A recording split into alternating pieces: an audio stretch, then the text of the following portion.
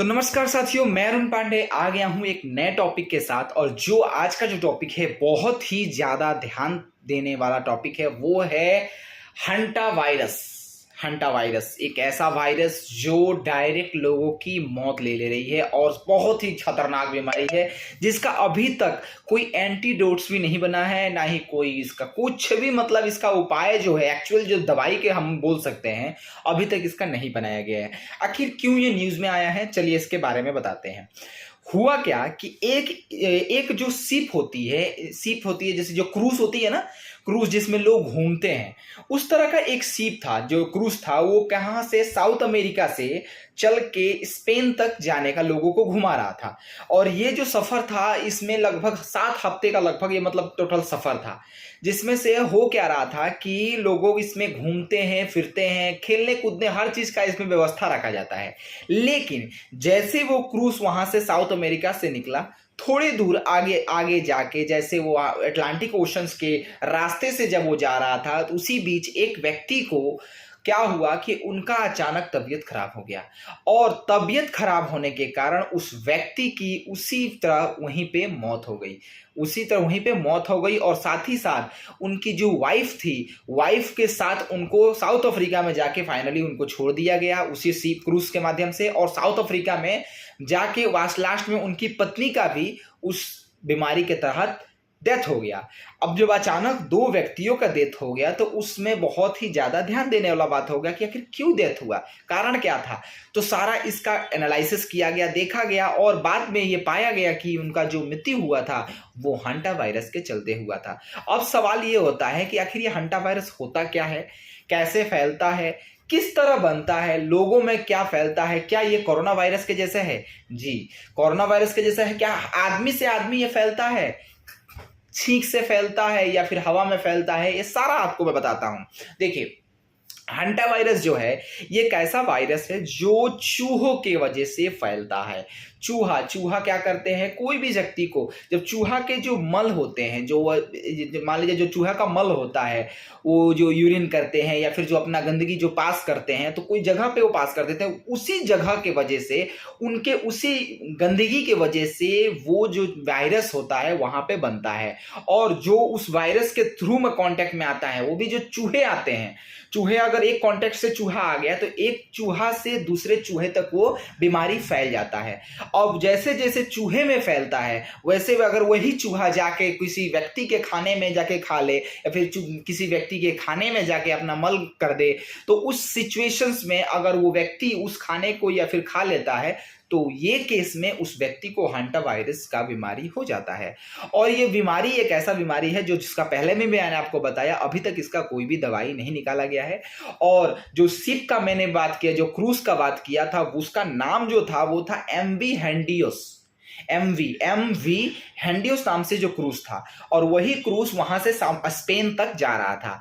और स्पेन में canary island के पास उसका जाना डेस्टिनेशन था। और फाइनली वो स्पेन तक चला गया। लेकिन दिक्कत क्या हुआ कि जितने कहीं भी वो जा रहा था ना, तो लोग डर जा रहे थे, क्योंकि ये एक बहुत ही मतलब दर्दनाक चीज है। क्योंकि बहुत साल पहले एक बार यही बीमारी आया था, हंटा वायरस, जो एक बार ब्लैक डेथ के भी नाम से एक स्टोरी बोला जाता है, black death, the story of black death. हुआ क्या था कि एक बार ऐसे ही एक युद्ध में क्या हुआ था, एक शिप से लोग जा रहे थे, उसी में एक अचानक व्यक्ति को बीमार हो गया, और चूहे के वजह से जो शिप थी वो कहाँ गया था, इटाली जा रहा था। और इटाली पे जब वो शिप रुका ना, तो उसमें बहुत सा जितने लोग थे सारे लोग मर चुके थे, सिर्फ चूहे उस शिप में थे। और जो वहां वायरस जो था इतना मतलब खतरनाक हो गया था कि तकरीबन ये बोला जाता है कि उस समय यूरोप जो देश थे, यूरोप का पूरा 1/3 लोग इस बीमारी के चलते मर गए थे। ये मतलब बहुत ही खतरनाक बीमारी था, जिसके वजह से इसीलिए लोग, कोई भी व्यक्ति जो क्रूज जो घूम रही थी, तकरीबन 7 हफ्तों से वो घूम रही थी उसी ओशंस में, अटलांटिक ओशंस में, और कोई भी जो देश था उसको रोकने को नहीं दे रहा था। फाइनली जाके वो स्पेन में रुके, और उसके आगे का जो कार्यवाही हो किया जा रहा है। WHO भी पूरा उस पर ध्यान दे रहा है। और जो ये क्या बोलते हैं, जो ये सिप थी, जो बीमारी था, वो जो लोग जितने अभी तक फिलहाल में 8 लोगों की ये वायरस पकड़ चुका है, जिसमें से 4 लोग मारे जा चुके हैं। और ये देखा गया है कि जिस जिस व्यक्ति को ये बीमारी हुआ है, जो वायरस पकड़ लेता है, अभी तक मतलब बहुत कम चांसेस है उस व्यक्ति को जीना। इसीलिए इस बीमारी से हमें बचना है। अब ये सवाल हमारे पास ये भी आता है कि इस बीमारी से हम बच कैसे सकते हैं, क्या हमारे देश में आया है? जी, अभी तक तो ये बहुत अच्छी खबर है कि हमारे देश में ये बीमारी नहीं आया है। और साथ ही साथ अगर बीमारी से बचना है तो सबसे पहला अपनी ये करना होगा, साफ सफाई रखना होगा, चूहे वगैरह से बच के रहना होगा। कोई भी चूहा अगर रात बिरात, क्योंकि होता क्या है, रात को जब हम सोते हैं तो उस समय, जब हम सोते हैं तो उस समय वो चूहे जगते हैं। अगर वो कोई भगवान ना करे, अगर उस तरह का कोई वायरस वाला चूहा आपके घर में आ जाए और वो चूहा किसी सामान को खा जाए और वही सामान आप खा लेते हैं, तो उस सिचुएशंस में आपको ये बीमारी हो सकती है। इसीलिए सावधान रहें, हर चीज जितने सामान है उसको साफ सुथरा करके धो के, बिना धोए ना खाएं। और इस बीमारी का एक और शब्द है कि सिम्टम इसका क्या होता है, सिम्टम वही सेम है, बीमार सर दर्द होता है, बुखार होता है, पेट दर्द करने लगता है। इसमें कभी पेट दर्द होगा, वोमिटिंग होगा, ये इसका सिम्टम है हंटा वायरस का। और एक इसमें एक और क्वेश्चन आ रहा है कि इसका वायरस का नाम हंटा वायरस क्यों हो गया? देखिए हुआ क्या था ना, ये जो बीमारी है हंटा वायरस, ये बहुत पहले भी आया था। जो मैंने आपको बताया वो तो आया ही था, साथ ही साथ सेकेंड वर्ल्ड वॉर के समय भी इसको आया था। तो कोरिया देश में सबसे पहले बार ये वायरस को पाया गया था। तो कोरिया देश में एक हंता रिवर नाम से जगह था, उसी एरिया में जहाँ पे बहुत लोग मरे गए थे, जिसके वजह से इसको हंतन रिवर था, उसी हंतन रिवर के कारण इसका हंटा वायरस नाम रखा गया। ये बहुत ही मतलब खतरनाक बीमारी है। इसीलिए आप सभी लोगों से मतलब यही है कि सब बढ़िया से रहें, सतर्क रहें।